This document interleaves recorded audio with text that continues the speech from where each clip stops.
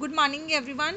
Today we are going to revise the key points of chapter 1st and 13. That is the syllabus of your SCA exam. So let's start. In the first chapter, that is relations and functions, we have discussed empty relation. Empty relation क्या होता है? ऐसा relation जिसमें कोई भी element ना हो. Empty means खाली. ऐसा रिलेशन जिसमें कोई भी एलिमेंट एग्जिस्ट ना करे उसको हम बोलते हैं that is empty relation. Universal relation. Universal relation क्या होता है कि अगर रिलेशन में सारे के सारे एलिमेंट्स ही एक्स क्रॉस एक्स के आ जाएं तो इसको हम बोलते हैं universal relation. Reflexive. Reflexive relation का मीनिंग क्या होता है? If A belongs to R for all A belongs to X. Means कि एक्स की अगर सारे के सारे एलिमेंट्स का रिलेशन खुद के साथ ही रिलेशन हो तो उसको हम बोलते हैं that is reflexive relation. Symmetric relation क्या होता है? If A B belongs to R then it also happens that B A belongs to R. Means कि अगर ए बी रिलेशन में है, अगर हमने आर कोई सेट बना रखे है रिलेशन का, उसमें ए बी है तो बी ए भी होना चाहिए, तो वो होता है सिमेट्रिक रिलेशन. उसके बाद होते हैं ट्रांजिटिव. ट्रांजिटिव क्या होता है? If A B belongs to R, B C belongs to R, then A C also belongs to R. उसके बाद इक्विवेलेंस रिलेशन. इक्विवेलेंस रिलेशन में हम क्या बोलते हैं? If that relation is reflexive, symmetric and transitive. अगर वो रिलेशन तीनों प्रॉपर्टीज़ को होल्ड कर लेता है, मीन्स कि अगर वो रिफ्लेक्सिव, सिमेट्रिक और ट्रांजिटिव तीनों हो जाते हैं, that relation is known as equivalence relation. उसके बाद इक्विवेलेंस क्लास का कॉन्सेप्ट हम नहीं करेंगे. उसके बाद आती है वन वन ऑन टू की बात. वन वन क्या होता है? एक फंक्शन है F that is from X to Y, उसको हम वन वन कब बोलते हैं? If F X one equal to F X two for all X one equal to X to.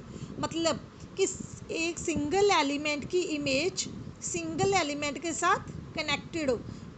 3 4 let us suppose कि ऐसा कुछ रिलेशन है तो वन वन, ये रिलेशन वन वन है. अगर मैं इसको मान लीजिए यहाँ पे 4 नहीं है, 2 को ही 3 के साथ कनेक्ट कर दिया तो ये फंक्शन वन वन नहीं रहा. उसके बाद हम बात करते हैं ऑन टू की. ऑन टू क्या होता है? A function is onto if given any Y belongs to Y there exist X belongs to X such that F X equal to Y.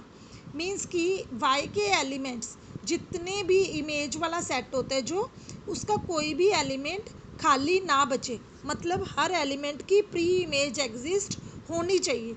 इधर कोई भी खाली एलिमेंट, फॉर एग्जांपल यहाँ पे 5 पड़ा हुआ है और 5 इधर किसी से अटैच नहीं है तो इट मीन्स ये फंक्शन हमारा ऑन टू नहीं है. और अगर कोई function one one onto दोनों हो जाता है तो उसको हम बोलते हैं बाइजेक्टिव फंक्शन. और वन वन को हम क्या बोलते हैं? इंजेक्टिव. ऑन टू को सरजेक्टिव. दोनों प्रॉपर्टीज़ होने पर फंक्शन को बोला जाता है बाइजेक्टिव. उसके बाद गॉफ फॉग हमारे सिलेबस में से कट हो चुके हैं. Then a function F is from X to Y is invertible if and only if it is one one and onto. मीन्स कि अगर कोई फंक्शन इन्वर्टिबल है, या फिर ये कह सकते हैं कि हम उस फंक्शन को इन्वर्टिबल कब बोलेंगे? अगर वो वन वन ऑन टू हो जाते हैं. अगर कोई function one one onto है तो उसका इन्वर्स एग्जिस्ट करता है और हम उसको बोलते हैं दैट फंक्शन इज़ इन्वर्टिबल. ये थे कुछ इम्पॉर्टेंट पॉइंट्स जो हमने चैप्टर में किए हुए हैं. उसके बाद बाइनरी ऑपरेशन आपने पढ़ लिया. स्टार के लिए क्या होती है? On a set A is a function star from A cross A to A. Binary operation किसी भी एक सेट का खुद के सेट के साथ ही कोई ऑपरेशन, उसको हम बाइनरी ऑपरेशन बोलते हैं. उसके बाद इसको आइडेंटिटी एलिमेंट कब एग्जिस्ट करते हैं? इस सेट में, इस बाइनरी ऑपरेशन में आइडेंटिटी एलिमेंट कब एग्जिस्ट करता है? If A star e equal to a equal to e star A.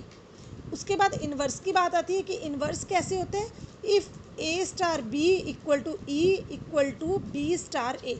Means कि आइडेंटिटी की जगह अगर हम बी एलिमेंट कोई ले लें तो उसके साथ जब ऑपरेट करेंगे तो वो ई बन जाएगा. ये आपने लास्ट एक्सरसाइज में बहुत अच्छे से कर चुके हैं. उसके बाद कॉम्यूटेटिव. कॉम्यूटेटिव क्या होता है?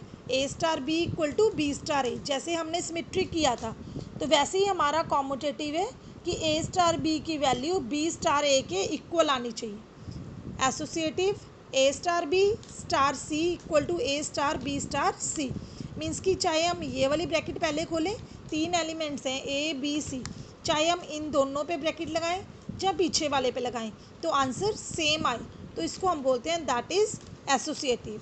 Thank you. प्रोबेबिलिटी आपने बहुत अच्छे से कर ली है। इस चैप्टर में ही आपको प्रॉब्लम आ रही थी, that's why I have made the video of this chapter only. Thank you.